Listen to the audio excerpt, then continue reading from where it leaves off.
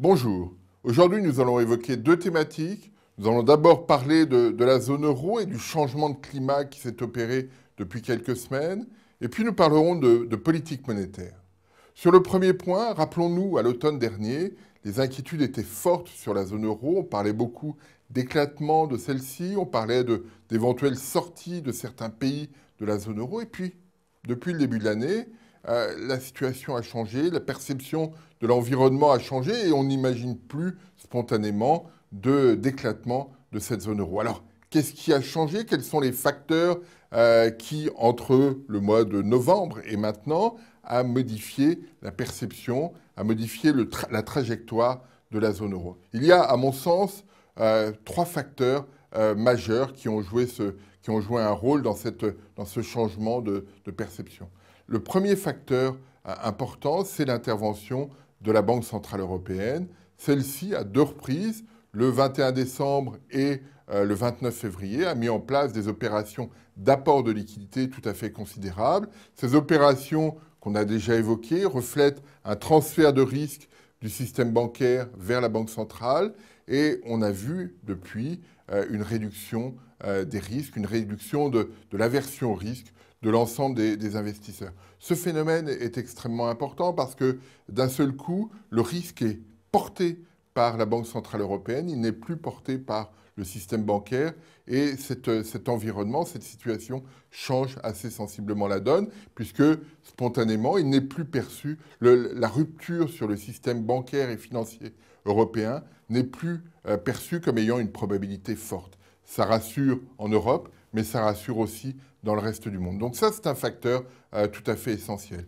Deuxième facteur qui a joué de façon importante, eh bien, c'est la mise en place d'une gouvernance européenne plus lisible et qui apparaît plus robuste avec le temps, avec d'abord le traité de gouvernance qui a pour objectif d'équilibrer les finances publiques à moyen terme. Alors le cadre n'est pas aussi rigide qu'on peut l'imaginer spontanément. Et de ce fait-là, tout le monde aura tout le monde mettra en place une politique budgétaire cohérente. Et ça, c'est quelque chose d'assez nouveau, avec des pénalités pour ceux qui dérapent par rapport à cette norme. Donc on a quelque chose qui est un peu plus rigoureux que le pacte de stabilité qui n'avait pas été mis en place après l'adoption de la zone euro et qui n'avait pas de sanctions automatiques. Et c'est ce point qui était sa fragilité.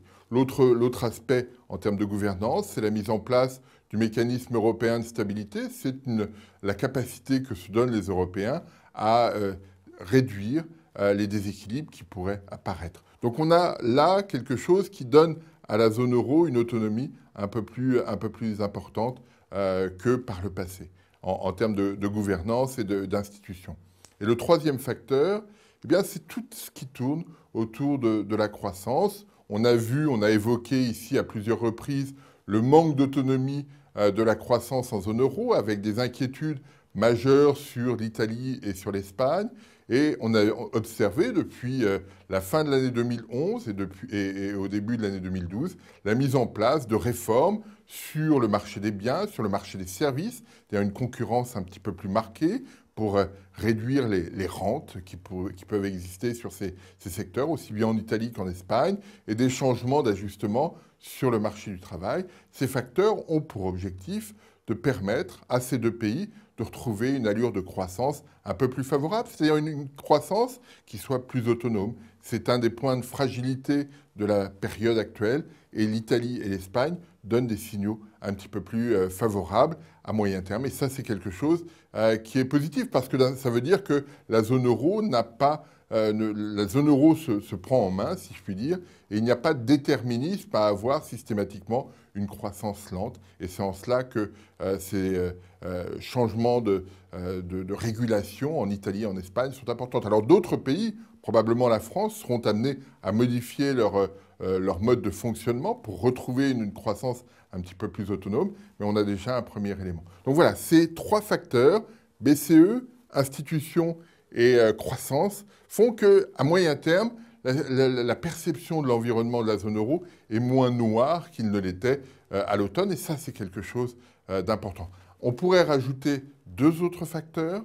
Un premier qui est immédiatement conjoncturel, c'est la perception d'un environnement global un petit peu plus favorable. On pouvait craindre à l'automne un certain nombre de ruptures dans l'activité. Elles ne se sont pas produites et les Européens en ont profité, en ont bénéficié. Donc ça, c'est un élément majeur. Le contrepoint de cela qu'on peut évoquer sur la zone euro, c'est le début, pour l'année 2012 et une partie de l'année 2013, c'est la mise en place de politiques budgétaires restrictives qui vont fragiliser encore la conjoncture. Et ça, c'est le point sur lequel on doit être extrêmement attentif. On met en place un cadre plutôt favorable à moyen terme qui devrait redonner une allure de croissance un peu plus favorable, mais on perçoit quand même à court terme des fragilités. Et c'est cette articulation qui va être complexe à gérer au cours des prochains mois. Le deuxième point que je voulais aborder est celui de la politique monétaire.